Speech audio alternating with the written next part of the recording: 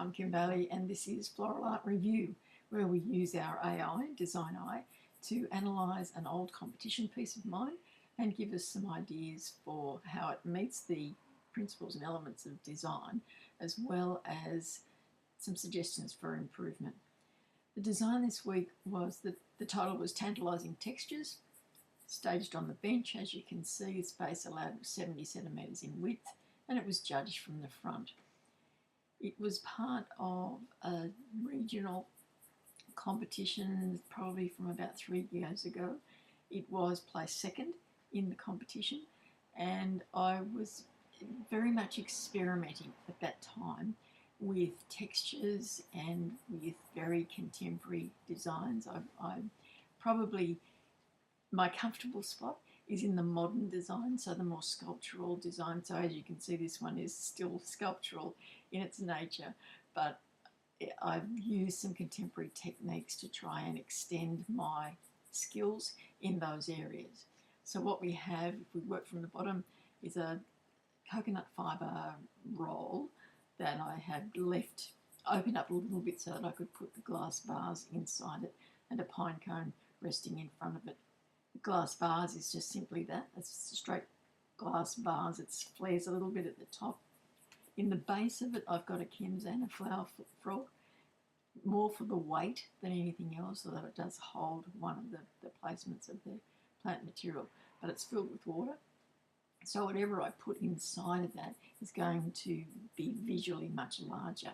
So it fills that space quite nicely, and it detracts from the shininess of the glass too much. In the top of it, I've made a grouping of corks.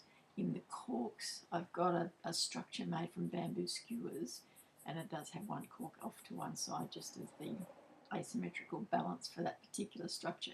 But that structure gives me height, and it gives me a way of placing plant material to keep it within the framework of the design. The back of the design has the net that I made out of yucca leaves, the yucca rope, and there are other videos where that element has been used in designs, and it's dry and I just keep it and I bring it out when I think it's appropriate for a particular design. So it's a great way to have material on hand ready to use. At the top of the design, there's a little piece of driftwood that is holding the rope in place at the top of the design. There I've got in terms of the fresh plant material, there's a Gymea leaf that is the curved part of the design. The broad bit, I've got a Strelitzia flower lower down in the design, and the top major part of the plant material is a green goddess arum lily with it facing away from where it was going to be viewed, because I didn't want the white of that and the lighter green of that flower to detract from the very confined colour palette that I'm using. So I wanted the broad base and the change in the texture, smooth but rippled, to be showing through the design. It has got a piece of grass, I can't think what the name of it is, it's a wispy grass, out to one side, and that is really aggravating me today. I really think it's unnecessary. It does need something on that side of the design, and I think probably a lower curl of the Gymea leaf would have worked well on that design. But we'll move on and see what AI has got to say about the design and the balance of the design. But I'm really unhappy now as I look at it with that particular piece of plant material. So let's now move on and see in each of the individual principles and elements of design what we are doing well and what I need to look at changing in some way. So overall, first of all, this striking composition takes inspiration from the textures found in natural and repurposed materials, building an organic, almost nautical narrative through a sculptural vertical form. The combination of driftwood, rope, netting, cork, coconut fibres, pine cones and bold leaf forms creates a strong textural story that is reinforced by the clever material placement and an evident conceptual framework. There was some conceptual framework in that I wanted it to be a flowing design. I knew that I would have very strong vertical lines with the bamboo skewers with the long stem of the arum lily. And so I wanted something that created movement in the design. I didn't consciously think of it as a nautical theme, although as I look at the image now, it does look like a sailing boat in some fashion. So it's interesting that that was what it was reminded of when it looked at the image first up. So if we look now at the individual principles and elements of design, balance first of all. The design is visually balanced despite its asymmetry. The heavier visual weight at the base, the pine cones and the coconut fibre, is offset by the strong vertical thrust of the central foliage and the mast-like structure. There is pleasing counterbalance between the large sweeping leaf and the finer trailing rope elements. I do think it's balanced, but as I said right at the beginning, that wispy placement of the grass on the right-hand side, I think, detracts from the balance. And had it been in a competition where perhaps I was getting points scored, I think I would have lost points for that. And I would like to see something that is a stronger line and balance on that side to complement the placements on the other side. Rhythm. Rhythm is introduced through the repeated textures, corks, natural twine, and the netting mimic the fluid natural movement of maritime materials. The rope and netting create a sense of cascading movement like sails and rigging in the wind. So there's movement, and then there's rhythm. Obviously there's rhythm, as it says, with the repeated textures. But what it really helps with in terms of rhythm is that it has created that movement through the design. And it's not that the movement is one way. When you look at it, you do feel like you've drawn into the design, you've drawn up and through the design, but you do come back down into the design as well. So that's what we look for in terms of rhythm. Dominance. The bold green tropical leaf and vibrant strelitzia bloom dominate and immediately draw the eye. They provide focal strength against the rougher, matte textures of the base materials. Isn't it interesting when we look at this, that when we talk about dominance, we'll often talk about a form or a shape or the massing of a focal area. It becomes the dominant part of your design. And for this, colour has been the dominant draw card because I've kept it that one single pop of colour is what draws you in, but it doesn't draw you in to the detriment of the rest of the design because it's not placed at the front of the design, because it's inside the design. You've already had to look in the design to be drawn into it, and then because of its shape, because of its form, it moves you around the design, or it sends you to other parts of the design. Contrast. Contrast is a key feature in this design. Textural contrast, the shiny leaf versus the coarse coconut fibre. Colour contrast of orange bloom versus muted neutrals and greens, and the contrast of line through strong vertical and diagonal lines contrasting with tangled and chaotic forms. And I think each of those is important to remember, is that we can have too much contrast in a design and that becomes confusing to us. But if we keep it simple in terms of, if we want to have contrast, pick one thing, and often for me it's the texture that is the contrast in a design.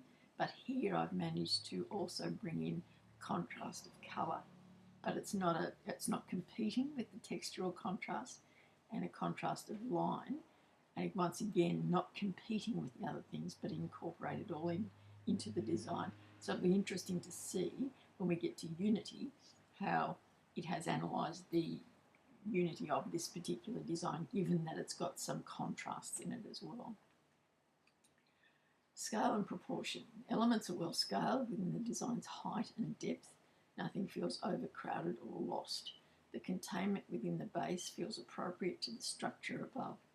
So what it's talking about there is that where I've got the coconut fibre curled around the base placements, that might feel like it was constricting the design, but because I've got the pine cone at the front and the netting comes out from the back, you are drawn through the design. So the base is not dominant, the base is not overpowering, and it's not lost in the rest of the design. Unity now. Unity is achieved through a consistent colour palette, neutral greens, natural neutrals, with green and orange highlights and theme. All elements work together to evoke a single idea, possibly a ship, a coastal vignette, or an eco sculpture. And it's probably more the eco sculpture side of things that I was going for, but I'm happy with any of those. It's interesting that when we looked at the contrasts, and that's where I was concerned, it was with so many contrasts in the design, so many areas of contrast in the design, how was it going to be unified? But it's the colour that unifies, the colour palette that unifies it. Sometimes with a textural contrast, when you keep it to a minimal colour palette, that helps you incorporate those two areas of the principles and elements of design. Look at line now. Vertical and diagonal lines give energy and height. Curved and draping lines from the rope create softness and movement. So once again, if I didn't have the rope there, whilst I've got a curved line in terms of the Gaimea leaf, that's the front placement, it wouldn't be as balanced.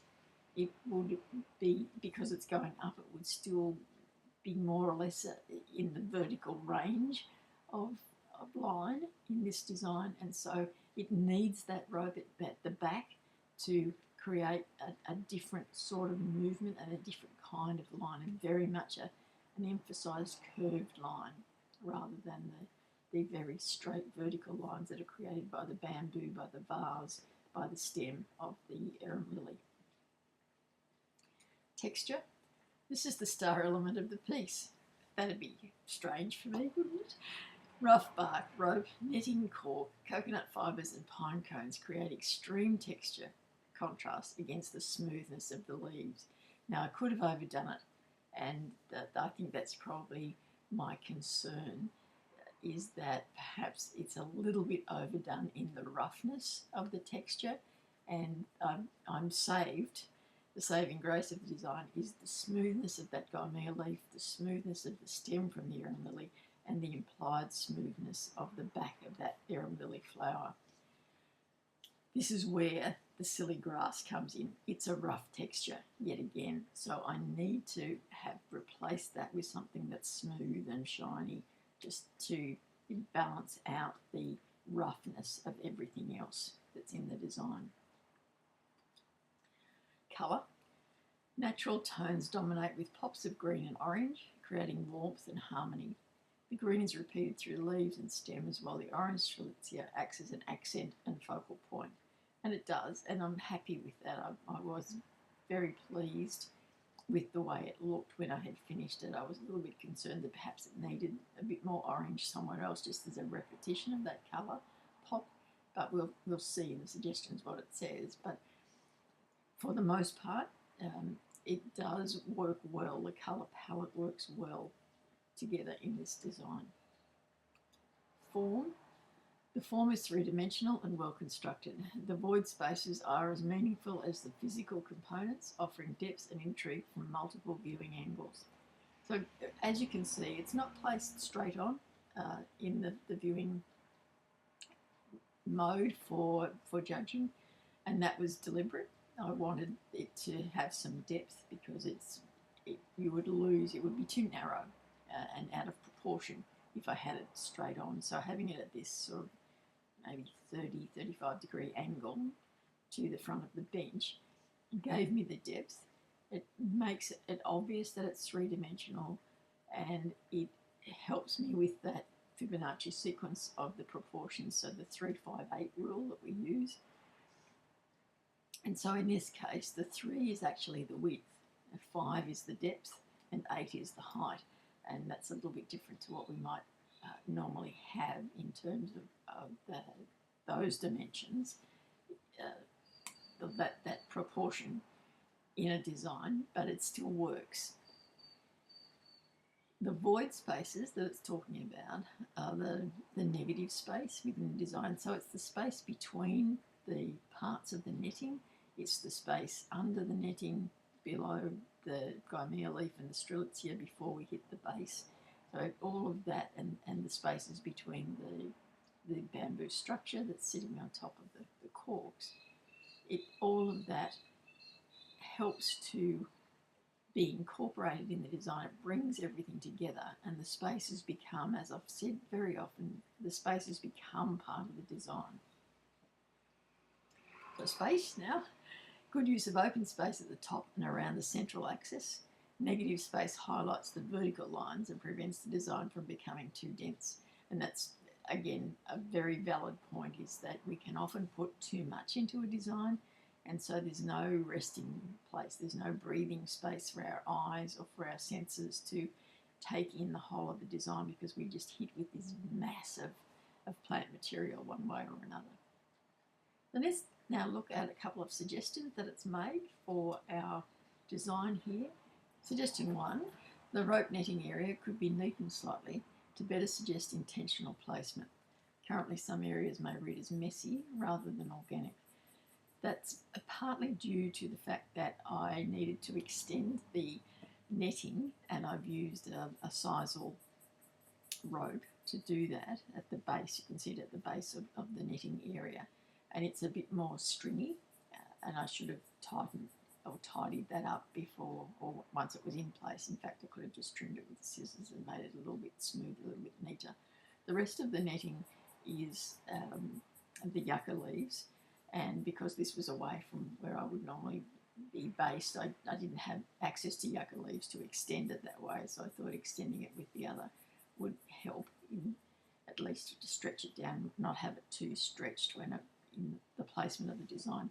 So that's a good suggestion, one that I needed to think about, because in terms of the finish of a design, the more polished it is, the more opportunity there is for you to leap ahead of someone else who hasn't finished off their design as neatly as they should have done.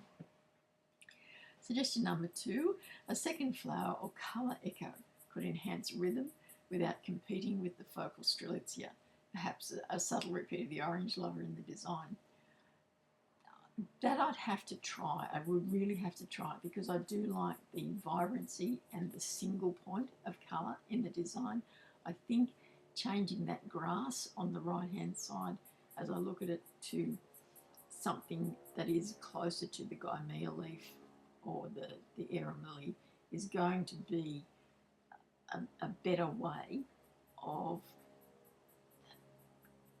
balancing the design, of giving it some cohesion, some unity that just feels lacking there with that placement at the moment, because that is not repeated anywhere else. As I said earlier, it's another of the seemingly rough textures, and I think I need something smooth on that side to repeat the smoothness of the stem and of the gymea leaf. I wouldn't use another aramili there, because it's too big a placement for that part of the design, and it becomes very dense. Because we've got the strelitzia there, it becomes very dense in that area, so I do need something that's lighter. And perhaps another bit of the netting might have worked, but I do think what I'd try first would be the gymea leaf. So there we have our suggestions for improvement of this design. If you would like your own designs analysed and get some feedback in exactly the same format, you just follow the instructions on the website, upload your photo, and within about 24, 48 hours, you'll have your report back through your email. It is looked at by a human judge just to make sure that it makes sense to you and that we can see that there's value in the feedback that you're getting in that way. I leave you to your enjoyment of floral art on your floral art journey. I'm Kim Bailey, and this is Floral Art Review.